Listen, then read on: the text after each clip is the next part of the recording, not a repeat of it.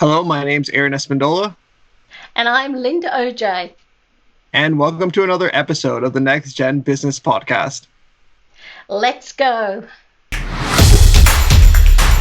Next Gen Business Podcast is produced by the Small Business Community Network. Visit them online at www.sbcncanada.org.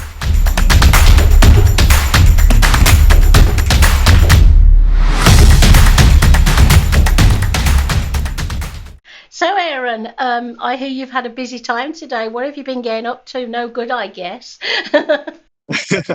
Today I've been actually doing a lot of Zoom calls with my group members because our semester is coming to an end, actually. So, I've been doing a lot of Zoom calls today.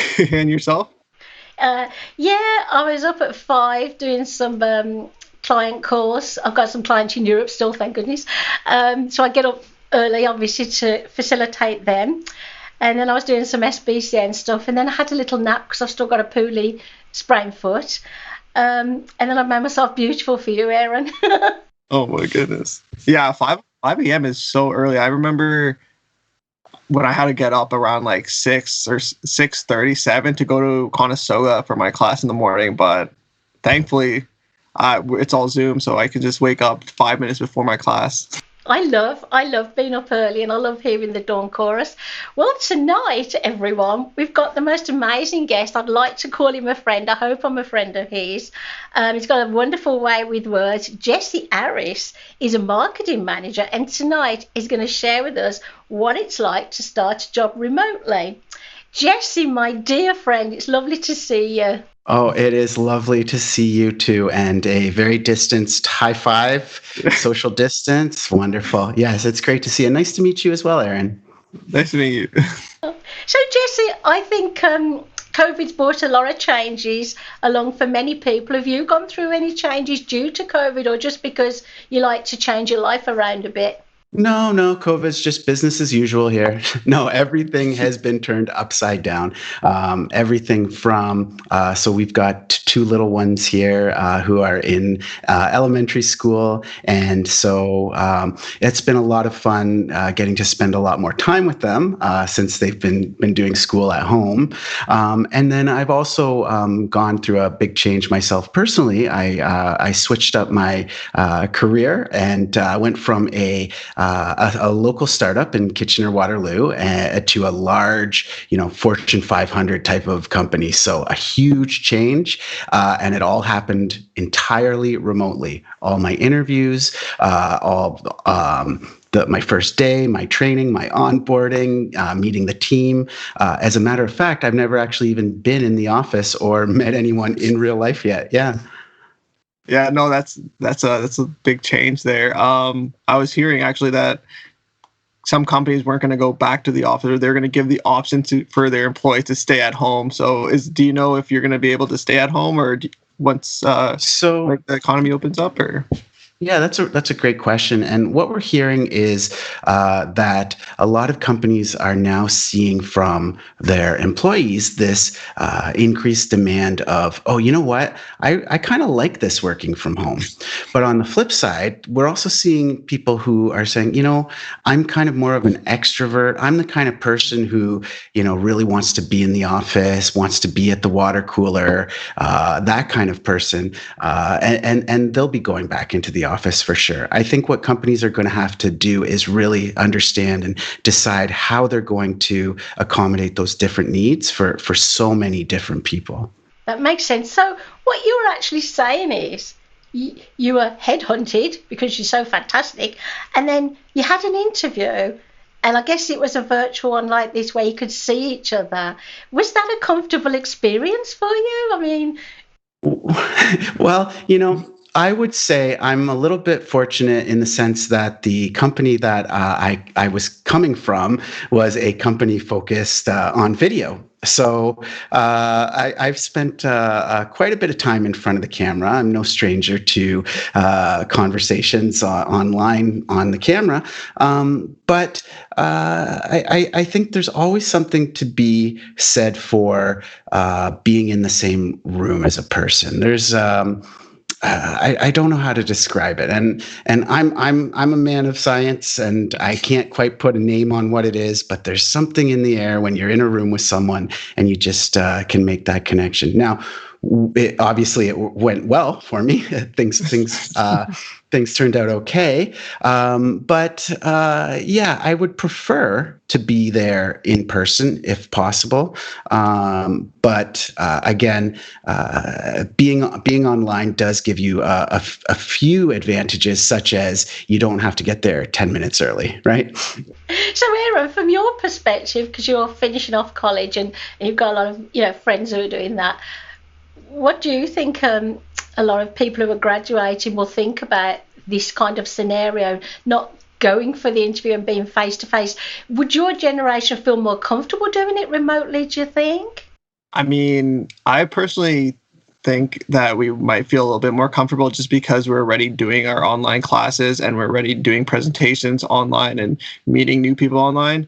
I get a little bit shy when I meet people in person.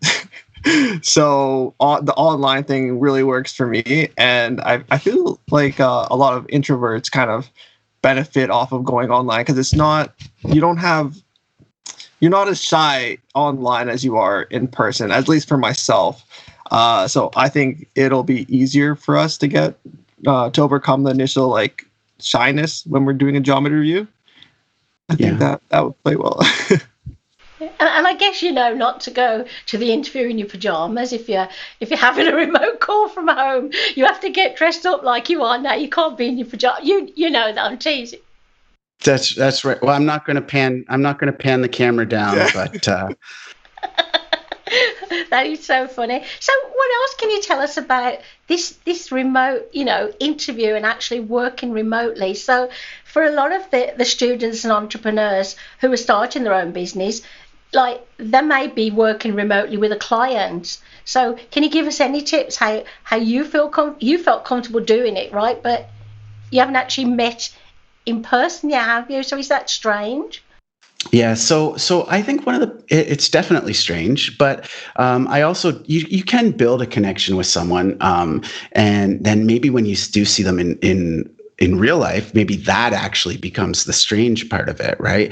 The one tip that I would give for anyone's getting started at a new company in this remote world would be really to take the time to set up some meetings with your colleagues, just half an hour with no agenda. Let's just chat. Let's just get to know each other. And I find that that's the best way to break the ice. So many little things come up. Oh, you're interested in this, and so am I. And you start to have those conversations. But I would recommend you don't just stop it there. If you are able and you do have the luxury to do this, try to set it up for multiple times, maybe once a quarter, every 3 months, right? The reason I suggest that is because when I'm at work in person, physically in the office, I find that there's so many things, ideas, program ideas, projects, even just fun things that come up spontaneously when you bump into someone, say in the hall or in the lunchroom, and you really do lose that in the remote world. So I'm always trying to recapture that spontaneousness of a conversation between two people. So don't be afraid to just shoot someone a message on Teams or Slack, or pick up the phone and just give them a call or a video call. It's okay. You can do that. And you might be surprised at some of the benefits that come out of that. I got a quick question here. So when you're working for you work for a company, correct? I work for a gigantic insurance company. If you want to check out my LinkedIn, you'll be able to figure that out pretty quickly. Yes. So when you go to work and you have to do, I guess, presentations, do you always have to have your camera on, or are there times when you just turn it off, or how does that work? This is a great question. So this one of the please go ahead, Aaron. Because I know in class, 80% of the people in class, or 90, don't have their camera on. They have their including myself, they have their microphone on mute. So the teacher kind of gets upset that we don't participate as much, but it's just easier to get away with. So I was just wondering, when it comes to the workplace, how does that work? Yeah, Are you keeping the camera on, or? Such a good question. So it's going to depend on a few things. It's going to depend on the company that you work at, but it's also going to depend on the company that you're doing business with, right? If you are selling to a company and you're having, say, a sales call or a prospecting call and you're reaching out, my advice to you would be to just mirror what that person is doing, right? If that person feels more comfortable with their camera off, say, you know what, we don't need cameras for this. That's a good idea. Let's turn this off. Save some bandwidth, right? Mm-hmm. On the other side, if they do have their camera on and you do not have your camera on, that is terrible etiquette for being online, right? So usually what I found is in that first situation, and that doesn't necessarily just apply, I know I said for sales, but this could also apply for other things. In that first situation, every time I have my camera on and the other person starts with it off, they usually say, oh, you know what? I'll turn my camera on. I wasn't going to do it, but I'll turn it on. So you have the power to be the person, to be the catalyst, to get everybody's cameras on and get, you know, those smiles. I see you smiling. I see you nodding. That's stuff that your teacher's missing out on. And I understand why your teacher would want to see you and why your teacher is maybe disappointed, because it's more than just, I want to make sure Aaron's paying attention. I need to make sure that Aaron is understanding what I'm saying. And so much of those nonverbal cues can only be transmitted by video. So that was a roundabout way of saying it really depends. At my company, I've found a trend where people typically don't do the camera, and that's been very challenging for me as someone who's new. But at the previous company that I was at, which was a startup, it's a younger demographic. Clearly, that's working there, and it's always cameras. Don't forget this generation. You know, Aaron, your generation, even my generation, right? I'm in this unique situation where I've had this analog childhood, but this digital sort of 18 and above, right? So I'm sort of right in the split.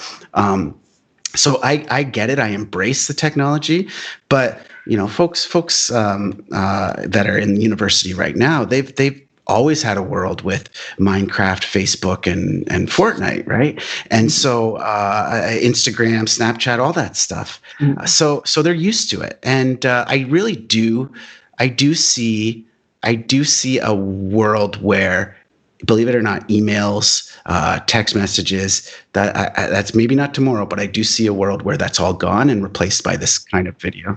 That was a great question, Aaron, and that was a great answer.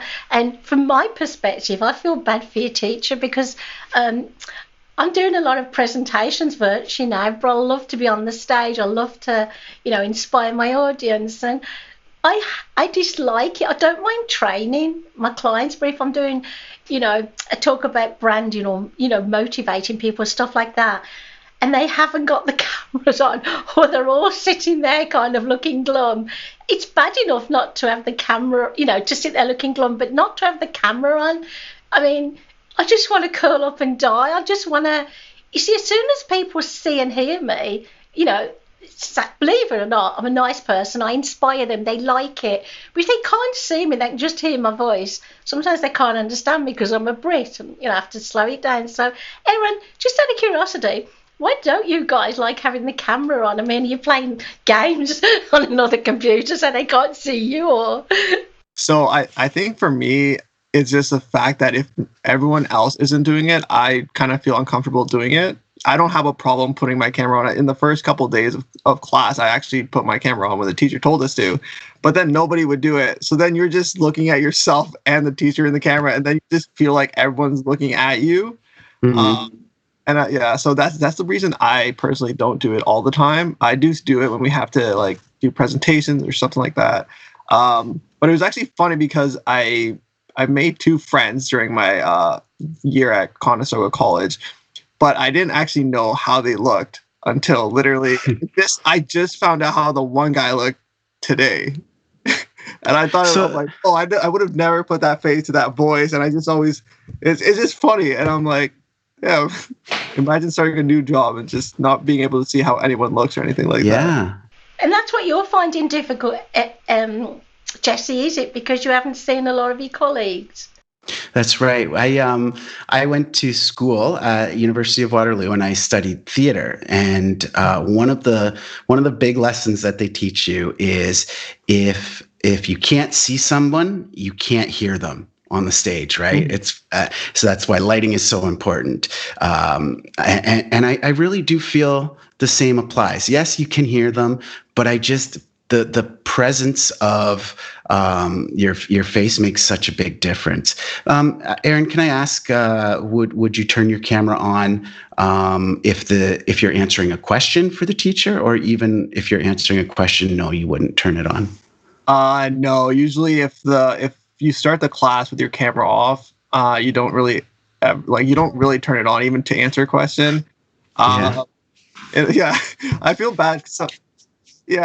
Yeah, because sometimes they're really excited to like teach you guys or teach the class and all that, and then no one's participating. So you just have to jump in sometime and be like, "Hey, I'm still here." Like, oh, Aaron, you do this. You can turn the blinking camera on at school. I beg you, turn the camera off, your teacher, whoever they are. I feel bad for them. So somebody is leaving college, university, and they're having an interview. Sometimes, do you think, Jessie, like Aaron said, he's shy sometimes. So do you think sometimes you can be taken the wrong way with the virtual interviews? Because if you don't want to be in front of the camera and you're feeling uncomfortable, the person interviewing you might think that's your personality, when in reality, if they were there. So is that going to be awkward for some people, not letting their proper personality, come out? Yeah, that's why this is so important. I don't know if you've been on some of those calls where you're talking to someone and you're expecting them to be sort of looking at you, you're looking at them, but you notice their eyes are always in the bottom corner. What are they looking at in the bottom corner?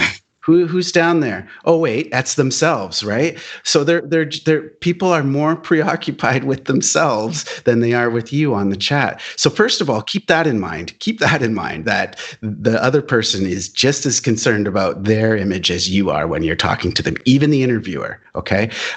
But additionally, I would say try to cover up your camera of yourself. I try to do that if maybe I drag a little sticky note window over top of the box in the bottom right corner. Don't look at yourself, okay? Just forget that you're on camera. You're having a conversation with a person, and you're not auditioning for a movie. You're auditioning for a job. So they want to see you as a person. They don't want to see you as a character, right? That's a good answer, isn't it? Can you think of any other questions, Aaron, that would relate to this, that would help our audience? You said you've interviewed a couple of people already on online. Yeah. So I've done a few interviews, both obviously being the interviewer and being the interviewee. And obviously, as the world shifts more and more to remote, companies start to look outside the geographic boundaries of where they are for talent. These kind of interviews are going to become much more common. So the biggest thing that I can say that to someone is start practicing, start getting comfortable on camera. And the best way to do that is to use your camera to always turn it on. If you don't turn that camera on, you're not going to get any better. And if you don't get any better, you're not going to be prepared for this new work reality that we live in. That's going to be my biggest advice. Yeah. Do they give you all the equipment as well? Like, you're working from home, Jessie. So do they say, here's your laptop, here's your whatever, your microphone, or do you have to supply that yourself? So it's usually it depends on the company, but usually you'll get a big box. FedEx will show up at your front door. They've got a box with your computer and a couple things, but you're sort of on your own for the rest of it, right? I hope you know your way around a computer, because you're going to be setting that up. You're going to be hooking it up. You're going to be plugging things in. And in terms of the equipment, they don't really give you much beyond just the laptop that comes with a tiny little camera and not a good microphone. So you don't need to invest in a mic like something like this. You definitely don't. But I would suggest getting a decent webcam webcam. Even if your laptop has a camera built in, maybe it's $60, $70 on Amazon. You can get one sent to your front door, and that's going to be absolutely worth it. It's going to make a big difference. Yeah, I think my next step is probably buy a webcam, because I use the one on my laptop, and I originally thought it was good, but I don't know. I think I definitely need to get one. If it's only $70 and you're gonna look way better and presentable, then why not? Oh, it's like, now I've got to know Aaron. So how we got to know each other? He started coming to our virtual meetings, and he's so awesome. I thought you'd be be perfect for a co-host. So I don't think you, Aaron, would have any problems doing the virtual interview. But do you think you'd kind of, like, you've just met somebody or saw somebody who wasn't on camera and thought, I didn't know he looked like that, I didn't know she looked like that, do you think you'd feel more comfortable in a job situation getting to know people by seeing them first until you could go into the office after COVID? Or would you still be happy having the camera off, do you think, if you were allowed to? Yeah, I love seeing people, because I look at their facial expressions and go based on that. I read into a lot of people, so I like to look at them when I'm speaking to them and see how they're reacting, so I know what to say, what not to say, or if I'm making people feel uncomfortable, then I kind of back off on the jokes or stuff like that. Yeah. So yeah, I'm more of I like to see the person, so I probably would like to keep my camera on, and then I like the benefit of being at home, kind of, and in my own space while still talking to people, because sometimes I get a little nervous with people coming into my space sometimes. I don't know if that happens to you guys or if it's just me, but I like a little distance. So it works. It works for me. I was fine before COVID, but now stay away from me, people. If I go to the store and somebody gets too close, I just go the other way. I don't go out unless Now, we've met each other, haven't we, Jessie? You came and presented at the Small Business Community Network, and you've got such a huge personality. You're such a likable person.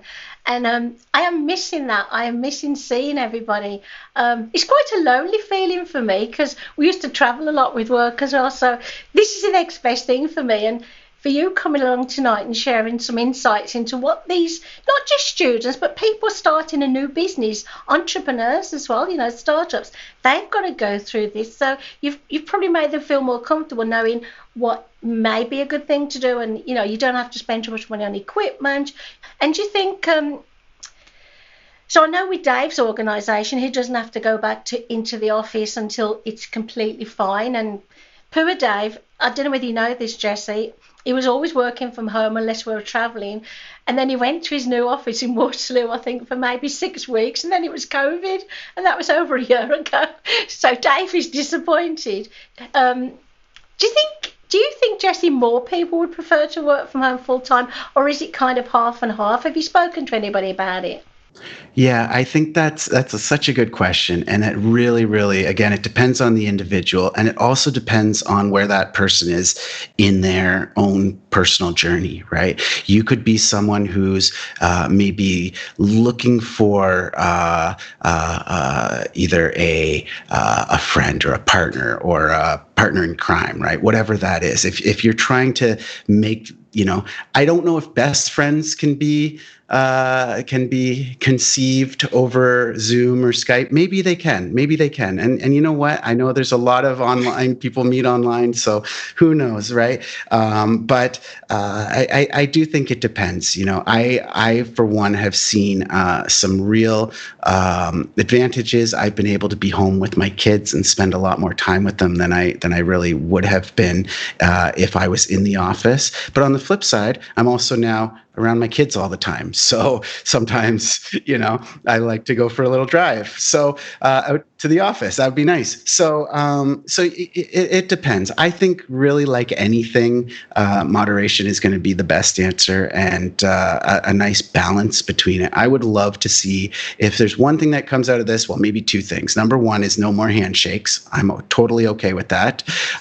But and number two is, no, hugs are okay. Number two is, hopefully this sparks conversations about work-life balance, and how can we look at things like a 4-day work week, or how can we start to look at, if we do continue with the 5-day work week, 1 or 2 days working from home. I think there's a lot of opportunity. How old are your children? I have a 5-year-old and a 9-year-old. Yeah. That is fun. That is fun. That really is cool. And do you have a dedicated workspace so that, they know that daddy's working and mustn't interrupt him or, you know? Oh yeah, yeah, they do, but it doesn't matter. They'll still come visit and they'll still come say hi. And I think that's yeah, and it's also become pretty accepted too amongst working professionals. So even in this insurance company that I work with, I have had situations where my son, 5 years old, just really excited to show me something that he drew, and he comes running in, and we say, "Hang on a sec, guys, just give me a second," and he says hi to everyone on the call, and people are really open to that. Like you'd be surprised, even if it was the VP or the CEO on a call. I don't think anyone would really push back on that or be upset because they're all in the same situation. Yeah, because of the pandemic, and we're all feeling, really fed up with it now. Yeah, I think that. Well, we have a kitten. We got a kitten during COVID, but I can't let her in here at all because she just tries to eat everything, and she would close my computer down, so I'm afraid. And Aaron, you haven't got anybody coming in interrupting you, have you? No, I usually tell my whole family that I'm going to be doing video calls, and please guys, no one come into my room. Yeah, that's the same reason I don't let my son in, because he eats everything too, and turns my computer off. You have to try feeding him, Jessie. Yeah, we'll work on that. Jessie, do you think with switching everything online and not going into work, do you think people are more productive at home, or do you think it's easier to kind of get sidetracked and maybe not?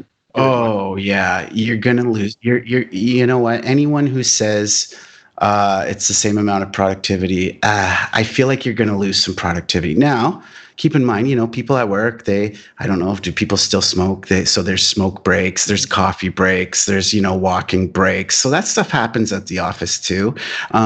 It's just when it happens here, sometimes you can get sidetracked, and sometimes it's, I don't know if you remember the comic strip Family Circus where they run around the yard and the dotted lines. That I just aged myself with that reference, but that's what it feels like here sometimes. And the nice thing is, though, if you're at home and you've got 10 spare minutes, you can, fold your laundry instead of, going for a walk or getting a coffee, right? So I try to balance it like that. And the hardest part, though, Aaron, is really understanding, am I working from home, or am I living at work? Right. That's where you have to figure it out and really draw that line. Because I think this is the future. So the audience we're talking to will want to know these things. I mean, as I say, I think it's going to be more difficult if they're starting a business, because, I think sales is a face-to-face thing. I think the personality and things like that, but they'll get used to it. They'll do it eventually. The personality will come out. So you give us some wonderful tips, Jessie. I really, really appreciate it. So words of wisdom to leave us with, if you don't mind, if you can just add one more. Yes, absolutely. 4 very simple words of wisdom. Turn your camera on. Aaron, are you listening? Yeah, I'm gonna do that. And I mean, it looks so good, doesn't he, on camera? I mean, why hide away? I love to tease him. I really do. I'm absolutely terrible. You look good too, Jessie, but you're not shy like Aaron. Well, as you know, Dave and I worked from home for many years, and we literally go into each other's offices. Now we can't travel. We have breakfast together. We have a tea break together. We have lunch together, and then we finish at a certain time and have dinner together. But we never do the in between. And I'm one of those people that doesn't fold the laundry during my work day. I don't do the dishwasher. Otherwise, I'd never get any work done. I have become more aware, though, that people are lonely. So if a friend does phone me or want to chat with me who maybe not operating a business, I will talk to them, because I feel that COVID is a horrible time. So, I want to give those people more time, even if, it means I'm going to not do as much work as possible. But then once COVID's over, you won't see me online. I'll be just out there. I'm not going to hug you though, Jessie, because I'm worried about hugging people now. I'm going, have you had the what is it, the jab? Have you had the vaccination? It's a terrible, terrible thing, isn't it? So I'd like to say thank you to you, Jessie, for coming along and sharing your wisdom. And I think we've had a great time, haven't we? Yeah, thank you. It's always nice to chat with you. And Aaron, it's been such a pleasure getting to know you. Yeah. And then to all of our listeners, make sure you check us out on YouTube at the Next Gen Business Podcast, as well as on Instagram, and follow us. And if you want to be on the podcast, just send us a DM and we'll answer it. Isn't he amazing? I don't have to do anything. So it's goodbye from me. And goodbye from me as well. And thank you again, Jessie, for being on the podcast today. Thanks for listening. Check us out at www.nextgenbusinesspodcast.com.